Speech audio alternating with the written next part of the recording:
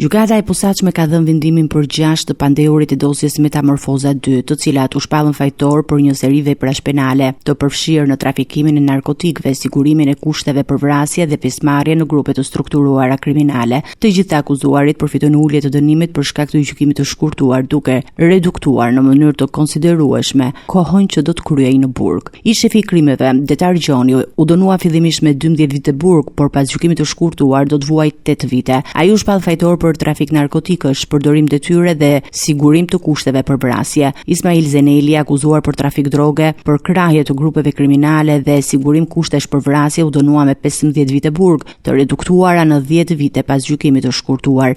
Bujara Jeti Gërmizi, në lidhje të njohura me trafikun e drogës, u dënua me 9 vite burg, po për shkak të gjykimit të shkurtuar do të kryej 6 vite. Adrian Cenaj Dedja fillimisht u dënua me 6 vite burg, duke e reduktuar në 4. Besmir Murati dhe Albert Prega u dënuan secili në 12 vite burg, por pas gjykimit të shkurtuar do të vuajnë 8 vite. Të dy akuzohen për trafik droge dhe pjesëmarrje në grup të strukturuar kriminal. Gjatë hetimeve autoritetet sekuestruan telefona, armëzjarje, automjete dhe dokumente financiare të dyshimta. Sipas dosjes, së pandehuri dyshohet se kanë siguruar kushte për vrasjen e Albert dhe Edmond Nela në Britani në kuadër të një akmarrjes, si dhe kanë qenë të përfshirë në trafikun e kokainës nga Amerika Latine drejt Bashkimit Evropian.